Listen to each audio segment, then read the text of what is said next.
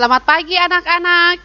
Apa kabar hari ini? Semoga semuanya dalam keadaan sehat walafiat walaupun kita sedang berada dalam pandemi COVID-19.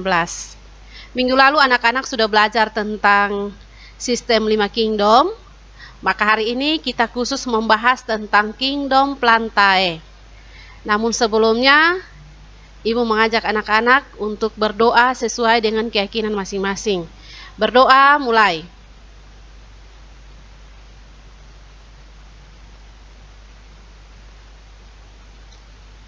Selesai.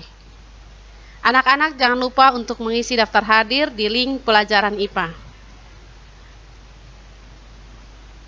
Hari ini kita akan belajar tentang kompetensi dasar mengklasifikasikan makhluk hidup dan benda berdasarkan karakteristik yang diamati. Indikatornya mengklasifikasikan makhluk hidup berdasarkan persamaan ciri yang diamati, misalnya kelompok Monera, Protista, Fungi, Plantae, dan Animalia. Adapun tujuan pembelajaran yang ingin dicapai dalam pembelajaran hari ini, diharapkan anak-anak bisa menjelaskan ciri ganggang atau alga, lumut atau bryophyta, dan tumbuhan paku atau pteridophyta. Menyebutkan contoh ganggang, lumut, dan tumbuhan paku. Menjelaskan ciri tumbuhan berbiji terbuka atau gymnospermae dan biji tertutup atau angiospermae. Menyebutkan contoh tumbuhan biji terbuka atau gymnospermae dan biji tertutup atau angiospermae, dan membedakan tumbuhan monokotil dan dikotil. Nah, Plantae ini dibagi menjadi tumbuhan tidak berpembuluh dan tumbuhan berpembuluh. Kenapa disebut tumbuhan tidak berpembuluh? Karena tumbuhan ini belum memiliki berkas pembuluh angkut, yaitu xilem dan phloem. Di antaranya adalah ganggang dan lumut. Sedangkan tumbuhan berpembuluh artinya tumbuhan yang sudah memiliki berkas pembuluh angkut, yaitu sudah memiliki xilem dan phloem. Tumbuhan tidak berpembuluh ini contohnya ganggang dan lumut. Ganggang itu dibagi lagi menjadi ganggang hijau, Chlorophyceae, ganggang merah atau Rhodophyceae, ganggang pirang atau Phaeophyceae, ganggang kirsik, Chrysophyceae.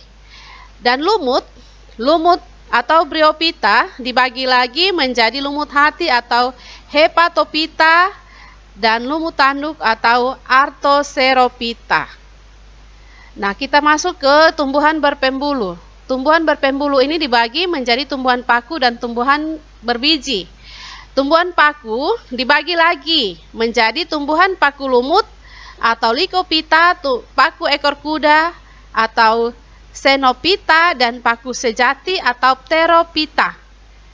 Sedangkan tumbuhan berbiji dibagi lagi menjadi tumbuhan berbiji terbuka atau Gymnospermae dan tumbuhan berbiji tertutup atau Angiospermae. Tumbuhan berbiji terbuka dibagi lagi menjadi Coniferophyta, Cycadophyta, Ginkgophyta, Ctenophyta. Tumbuhan berbiji tertutup atau Angiospermae dibagi menjadi dua, yaitu Monocotyledonae dan Dicotyledonae, atau biasa dikenal dengan monokotil dan dikotil. Kita bahas tentang ganggang atau alga, atau anak-anak biasa dengar sebutan rumput laut. Ciri-cirinya, yang pertama menghasilkan makanan sendiri karena mempunyai klorofil atau bersifat autotrof. Hidup di air tawar, air laut, ataupun di tempat yang lembab. Bersifat uniseluler tetapi ada juga bersifat multiseluler. Berbentuk benang dan lembaran, berkembang biak secara aseksual dengan spora dan seksual dengan membelah diri. Ganggang hijau atau Chlorophyceae memiliki ciri mempunyai zat warna hijau, kuning, dan karoten, hidup secara bebas, ada pula yang berkoloni, serta membentuk benang dan lembaran. Contohnya Spirogyra sp, Chlamydomonas sp. Gambarnya ada di slide ini. Contoh gambar Spirogyra dan Chlamydomonas. Dua ganggang merah atau Rhodophyceae memiliki ciri berklorofil dan juga berpigmen phycoerythrin berwarna merah. Mempunyai banyak sel dan hidup di laut yang dalam. Contoh Chondrus sp, Eusema spinosum. Ini gambar kondrus dan gambar Eusema spinosum anak-anak. 3 ganggang pirang atau Paeophyceae. Ciri-cirinya, hidup di laut dan dikenal sebagai rumput laut, berwarna coklat kehijau-hijauan, panjangnya dapat mencapai 20 meter, pada tubuhnya terdapat kantong-kantong udara, serta mengandung asam alginat. Contohnya Sargassum sp, Turbinaria sp. Ganggang kersik atau Chrysophyceae. Ciri-cirinya bersel satu dan hidup di laut, mempunyai dinding sel yang mengandung silikat atau kersik. Contohnya Hydrosira sp, Ceriatella sp. Ini contoh Hydrosira dengan Ceriatella. B. Lumut atau Bryophyta. Memiliki ciri merupakan tumbuhan peralihan talus dan kormus, berkembang biak dengan spora. Sudah mempunyai batang dan daun, namun akarnya masih berupa akar rhizoid. Hidup di tempat yang lembab dan juga bersifat kosmopolit, artinya bisa hidup di mana-mana. Lumut hati atau Hepaticaceae mempunyai ciri hidup di tempat basah, terutama di daerah pegunungan. Lumut ini berbentuk lembaran daun. Ini gambarnya bisa dilihat, dia berbentuk lembaran. Pada lembaran terdapat archegonium. Archegonium ini menghasilkan sel kelamin betina dan antheridium menghasilkan sel kelamin jantan. Contohnya Marchantia polymorpha. Lumut daun atau muski. Ciri-cirinya ditemukan di tempat lembab, di atas pasir, dan di batu cadas. Lumut daun berwarna hijau dan bentuknya kecil, mempunyai akar semu atau akar rhizoid sebagai alat untuk melekat di tempat hidupnya. Contohnya Polytrichum sp, Pogonatum sp.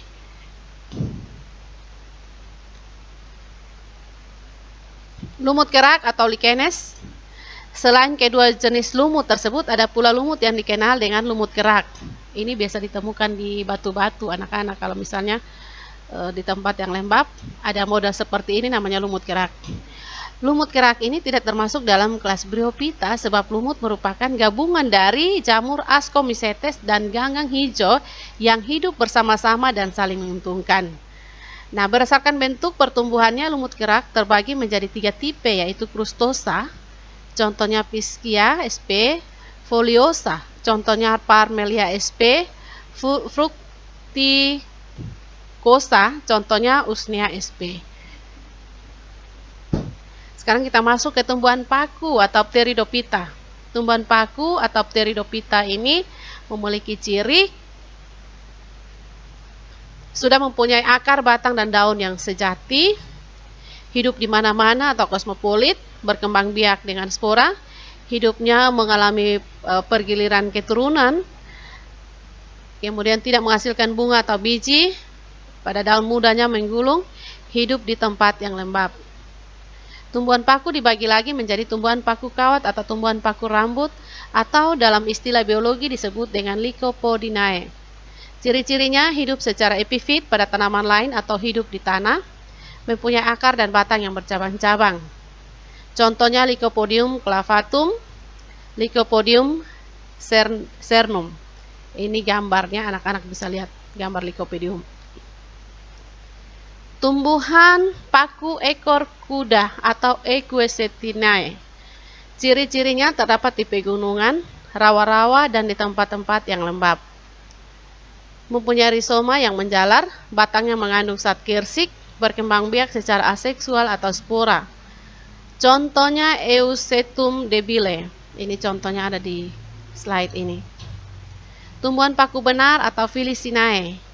Ciri-cirinya hidup di darat dan di air, berdaun lebar, bentuk daun subur sama dengan bentuk mandul. Contohnya paku tanduk rusa, Platycerium biforme, Suplir, Adiantum cuneatum. Ya, ini gambarnya, anak-anak juga bisa lihat di sini. Sekarang kita masuk ke tumbuhan berpembulu, yaitu tumbuhan berbiji. Digolongkan menjadi Gymnospermae, tumbuhan biji terbuka, Angiospermae, tumbuhan biji tertutup. Anak-anak perhatikan tumbuhan biji terbuka. Kata gimnospermae berasal dari kata gimno atau terbuka atau telanjang. Spermae artinya biji. Jadi gimnospermae artinya biji terbuka, tumbuhan berbiji terbuka. Merupakan salah satu kelompok tumbuhan berbiji dengan ciri utama biji yang tidak dibentuk di dalam bakal buah. Dan juga merupakan tumbuhan berkayu dengan habitus atau berupa semak, perdu atau pohon dengan batang tegak lurus tanpa cabang ataupun bercabang. Nah, hampir semua gimnospermae merupakan tumbuhan yang hijau sepanjang tahun, misalnya pinus. Daun gimnospermae berbentuk mirip jarum atau sisik. Gimnospermae belum memiliki bunga sesungguhnya. Contoh gimnospermae, sikas, ginkgo, gnetum, memiliki daun-daun yang lebar dan tipis. Klasifikasi spermatopita. Yang pertama divisi Coniferatopita. Ini dikenal sebagai konifer, menghasilkan resi atau geta, monoesis, daun berbentuk jarum atau sisik, contohnya pinus, cemara, dan damar, menghasilkan biji yang berkembang di strobilus. Divisi Kisadopita. Kisadopita hidup di daerah tropis dan subtropis, bersifat diesis, contohnya Kisas revoluta, Kisas rumpi atau pakis haji, Encepalanthus transvenosus. Ya, ini tumbuhan pakis haji. Divisi Ginkgopita. Ini mempunyai satu spesies di dunia yaitu Ginkgo biloba. Bijinya tidak di dalam rujung, benar-benar terbuka ke udara bebas. Ctenopita berbeda dengan kelompok lainnya karena memiliki pembuluh kayu untuk mengatur air pada bagian silemnya. Contohnya melinjo, nemon, erpeda, dan welwitschia. Ini contoh melinjo.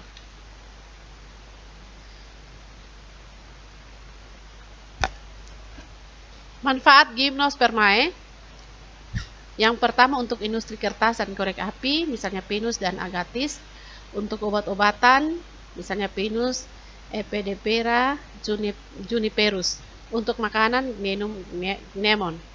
Sebagai tanaman hias, tuja, Cupreresus auracaria. Sekarang kita masuk ke tumbuhan berbiji tertutup atau angiospermae. Ciri-ciri angiospermae memiliki bakal biji atau biji yang tertutup oleh daun buah, mempunyai bunga sejati, umumnya berupa pohon, perdu, semak, liana, dan herba. Dalam reproduksi terjadi pembuahan ganda. Nah, angiospermae dibedakan menjadi dua, yaitu monocotyledonae atau monokotil dan dicotyledonae atau dikotil. Kita bahas duluan tentang ciri-ciri monokotil. Yang pertama mempunyai biji berkeping satu, berakar serabut, batangnya dari pangkal sampai ujung hampir sama besar. Umumnya tidak bercabang, akar dan batang tidak berkambium. Contoh Oryza sativa atau padi, siamais, jagung, Musa paradisiaca atau pisang, Cocos nucifera, kelapa. Ciri-ciri dikotil, berkeping biji dua atau berkeping dua, berakar tunggang, batang berkambium sehingga berkembang bercabang.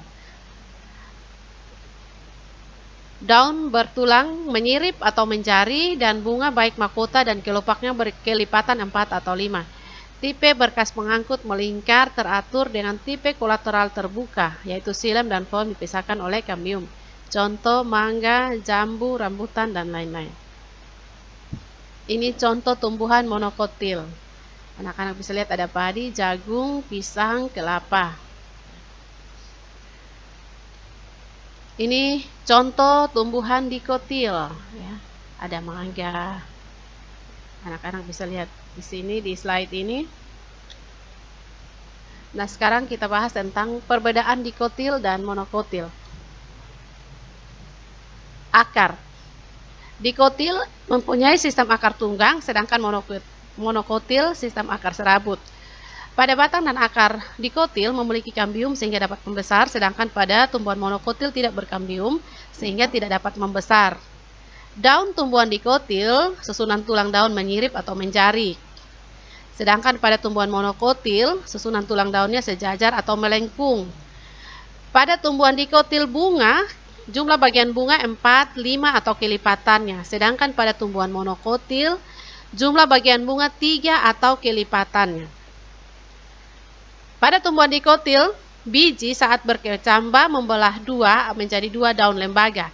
Sedangkan pada tumbuhan monokotil saat berkecambah tetap utuh dan tidak membelah. Pada tumbuhan dikotil, ujung akar lembaga tidak mempunyai sarung pelindung, sedangkan pada tumbuhan monokotil mempunyai sarung pelindung yaitu coleorrhiza. Pada tumbuhan dikotil, ujung pucuk tidak mempunyai sarung pelindung, sedangkan pada tumbuhan monokotil mempunyai sarung pelindung yaitu coleopotil. Sekian dan terima kasih anak-anak. Nanti untuk pertemuan kali berikut kita akan membahas khusus tentang kingdom Animalia. Salam sehat, sukses selalu.